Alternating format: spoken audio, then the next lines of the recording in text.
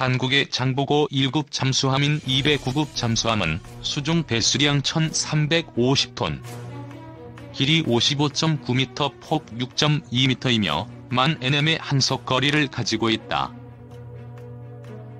한국 해군은 209급 운용한 지 얼마 되지 않았을 시점 임팩 훈련에서 참가를 하게 되는데, 이때 당시 최고의 활약을 했었다. 장보고함은 2004년 올림픽에서 P-3C 대잠 초계기까지 동원을 했던 항모 대잠 방어망을 뚫고 항모 2척 등 30여 척을 격침시키고 단 한 번도 탐지되지 않았다. 장보고함 혼자 40번어를 명중시킴. 주변국을 고려하여 당시 활약을 축소 보고했다는 소식이 전해지고 있을 정도이다. 이러한 활약에도 배치된 지 오랜 시간이 지나서 이제는 209급의 퇴역 시기가 왔다. 하지만 해군은 퇴역이 아닌 성능을 개량하기로 결정을 하였다. 공격 참망경도 HD급으로 1초간의 무립 노출로 전방위 360도 주변을 HD급으로 찍을 수 있는 고성능 잠망경. 잠수함에는 한 개의 소나가 들어가는 것이 아니라 여러 가지의 소나가 각 부위에 들어간다. TAS 소나는 자함의 소음에 영향이 없는 소나이다. 전투 체계는 독일제였지만 80년대 개발된 체계라 낡은 하드웨어와 잦은 다운으로 그동안 골치 아팠던 장비였다. 209급에는 ISUS-83 전투체계가, 241급에는 ISUS-90 전투체계가 장착되어 있었으나 유지 보수에 난관이 많았다. 한국은 3000톤급 잠수함을 자체 개발하며 전투체계도 독자 개발하기로 결정하고 그동안 자체적으로 최신 기술을 적용하여 완성. 수평형 TAS 소나는 독일도 개발하지 못한 것으로 TAS 소나 개발로 209급에서도 고성능 TAS를 운용할 수 있게 된다. 잠수함은 수십 가지의 센서와 전투체계를 종합적으로 연결해야 하며 각종 정보 중 중요한 것을 판단할 수 있도록 해줘야 한다.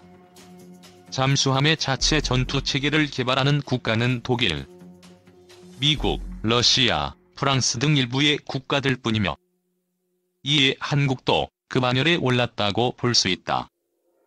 잠수함은 어뢰와 기만기, 잠대지 유도탄과 단도탄 그리고 대함, 유도탄도 탑재되어 다양한 무장 운용을 위해 고성능 전투체계의 필수이다. 전투체계를 국산화하지 못하면 무기를 추가할 수 없을 것이며 새로운 기술도 적용할 수도 없다. 이를 위해서는 필수인 체계다.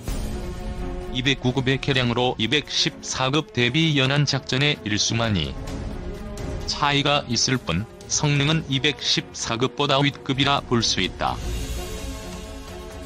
209급 잠수함을 전체적으로 최신으로 개량을 실시하는데 척당 550억인 저렴한 가격으로 개량할 수 있는 건 최고의 기술을 보유하고 있기 때문일 것이다.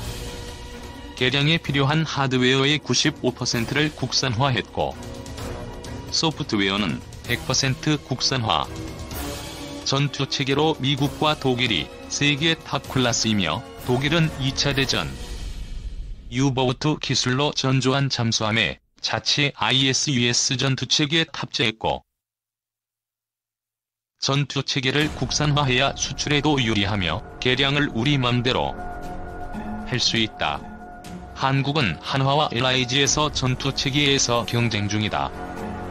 미국은 LA급을 대체하기 위해 시울프급에서 버지니아급으로 변경하고 저렴한 가격으로 대량 생산 중이며 버지니아급을 지금까지 14척을 취역시켰다.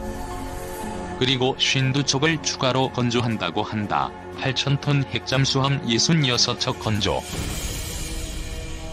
209급 중에 이순신함, 나대용함, 이역기함은 미국의 대한미사일 합분, 블로기를 운용할 수도 있고 209급 잠수함은 잠항 일수가 부족해 대양에서 오래 작전을 하지 못하지만 서해나 동해 등 한국 연안에서 운용하는데 문제가 없을 것이다.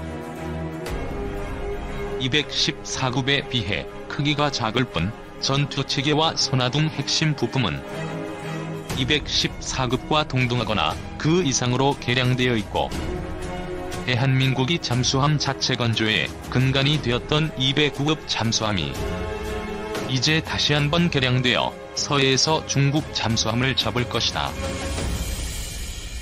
해군에서 어렵게 도입한 209급 잠수함을 퇴역시키지 않고 북한과 주변 강대국의 잠수함 세력에 대항하고자 개량을 거쳐 재배치.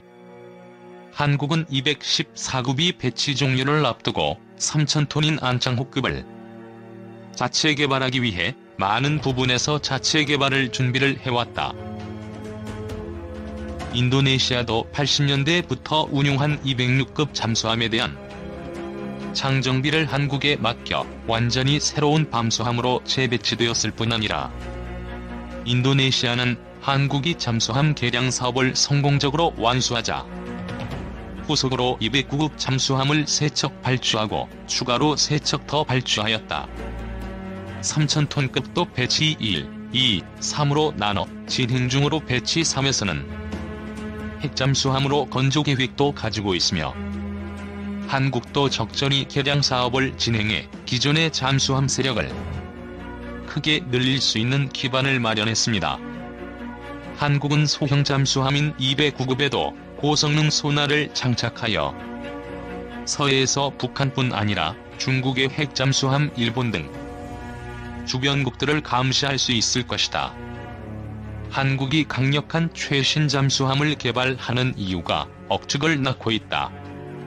작년 말 본 칼럼에서 리튬이온 전지를 탑재한 일본 신형 잠수함 오류 가각국 해군으로부터 주목을 모은 한편, 리튬이라는 희소 천연자원을 둘러싸고 중국을 필두로 각국이 쟁탈전에 나서고 있는 상황에 대해 서술했었다. 그 칼럼에서는 리튬이온 전지 사용은 열로 인한 폭발이라는 위험성을 클리어해내야 한다는 점을 대전제로 삼는 한편, 초고가라는 난점 또한 있다고 설명하였다. 그럼에도 불구하고 리튬이온 전지는 정숙성과 출력을 양립시켜야만 하는 잠수함의 동력원으로서 무척 효과적인 배터리라는 점도 소개했었다. 이런 리튬 전지를 탑재한 잠수함 개발이 한국에서도 곧 시작된다. KESS-3 배치2라고 불리는 잠수함 개발 프로그램으로 미 해군 및 싱크탱크인 동아시아 전략가들이 높은 관심을 보이고 있다. 왜냐면 한국의 현 정권의 북한에 대한 융화정책, 한국을 구슬리려고 하는 중국의 움직임, 그리고 무엇보다 일본과의 극도의 관계 악화라는 여러 상황 하에서의 고성능 잠수함 건조 계획이기 때문이다. 한국의 공격 잠수함 개발 프로그램.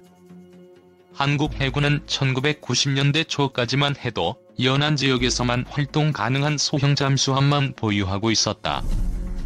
하지만 단계적으로 본격적인 잠수함을 소유해왔으며 국산 잠수함 개발 보유를 목표로 잠수함 개발 프로그램을 시작했다. 프로그램 제1단계 잠수함은 KESSI라 불린 독일 호발츠 베루케, 독일 조선 사제 209형 잠수함이었다. 한국 해군이 처음으로 손에 넣은 209형 잠수함은 신라의 해군 제독으로 당과 일본에도 알려진 영웅 장보고의 이름을 따서 장보고급 잠수함이라 불린다. 제2단계인 KSS-2 잠수함도 마찬가지로 HDW사가 수출용으로 개발한 214형 AIP 잠수함으로 9척 모두 한국에서 라이센스 생산되었으며 2019년에 최종 계획인 9척째가 취역하였다. 그리고 제3단계인 KSS-3는 20년 넘게 독일 잠수함을 운용 및 보수 정비하면서 길러온 기술과 노하우를 바탕으로 모두 국내 기술로 건조하기로 하였다. 모두 3척 건조되는 KSS-3 배치원의 첫 번째 함인 AIP 잠수함은 2018년 9월에 진수되었다. 참고로 안창호는 정형한 한국의 독립운동가로 도사는 안창호의 호이다. KESS-3 배치원은 각종 시험 항해를 거쳐 2020년을 즈음에서 실전 배치될 예정이다. 이와 병행하여 리튬이온 전지를 탑재하는 KESS-3 배치2 개발도 이어져 역시 3척을 건조한다. 뒤이어 개발될 새 척의 KSS-3 배치 3는 원자력 잠수함이 될 것이라는 소문도 있다. 원자력 잠수함에 대한 소문은 제쳐두고 KSS-3 배치 1은 같은 AIP 잠수함인 해상자위대에 채용하고 있는 스털링 기관 방식 AIP와는 다르다. 정숙 성과 출력이 더욱 좋다는 연료전지 방식 AIP를 채용하였으며 KSS-3 배치 2에서는 정숙 성과 출력을 더 높이기 위해 리튬이온 전지를 채용하려 하고 있다. 이렇듯 잠수함이 정숙성을 추구하는 건 은밀함과 정숙성이 인 잠수함 개발에 있어서 당연한 일이다. 그러므로 한국의 KSS 프로그램으로 최첨단 기술인 리튬이온 전지 탑재형 개발이 시작된다 한들 특별히 놀랄 일은 아니다.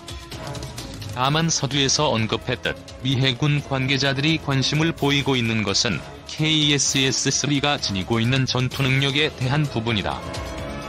KSS-3 배치원에는 어뢰 발사관 에터에 각종 미사일 발사용 수직 발사관이 장비되어 있기 때문이다.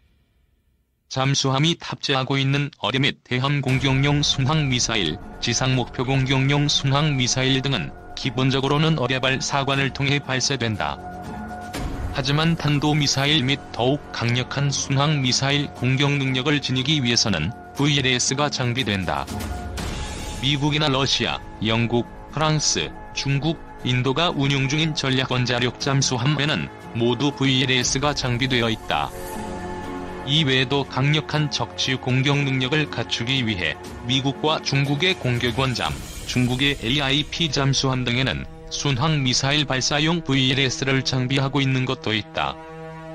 KSS-3 마크1의 VLS는 발사관 수가 6으로 비교적 적긴 하지만 그렇다고는 해도 탄도미사일 및 순항미사일로 적을 공격하기 위한 것이란 점에서는 차이가 없다.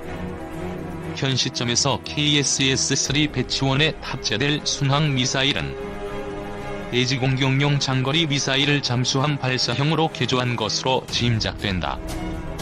현무-3C 순항미사일은 최대 비행거리가 1500km로 황해 및 동해 바닷속 KSS-3 잠수함에서 북한 전토를 충분히 공격할 수 있다. 베이징이나 상하이도 충분히 사정권에 들 뿐만 아니라 일본 전토도 사정권 내에 든다.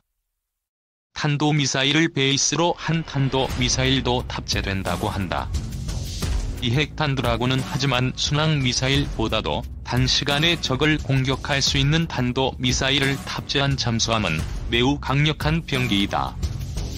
현무-2B와 현무-2C의 최대 사정거리는 각 500km와 800km이며 이들 탄도미사일로 한국 내에서 북한 전토를 공격할 수 있다. 물론 잠수함에서 발사할 수 있다면 황해 및 동해 바닷속에서의 공격이라는 옵션이 더해지기에 북한에 대한 억제 효과가 높아진다는 점은 확실하다. 하지만 동시에 동해 바닷속에서 도쿄를 포함한 일본의 넓은 범위를 탄도미사일로 공격할 수 있는 능력을 지니게 된다고도 볼 수 있다. 이렇듯 KSS-3는 고도의 성능과 강력한 공격력을 갖춘 잠수함인 만큼 라는 의문이 발생한다. 북한도 미사일 잠수함을 개발 중이긴 하지만 북한 해군이 상대라면 먼 바다에서의 작전을 가정한 3,500톤급 대형 잠수함의 필요성은 낮다.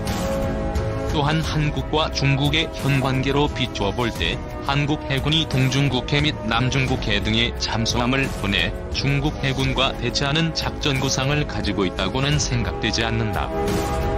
마찬가지로 잠수함에 탑재한 순항미사일과 탄도미사일로 중국에 반격한다는 시나리오도 상상하기 힘들다. 라는 추측이 미 해군 관계자들 사이에서 흘러나올 수밖에 없는 것이다.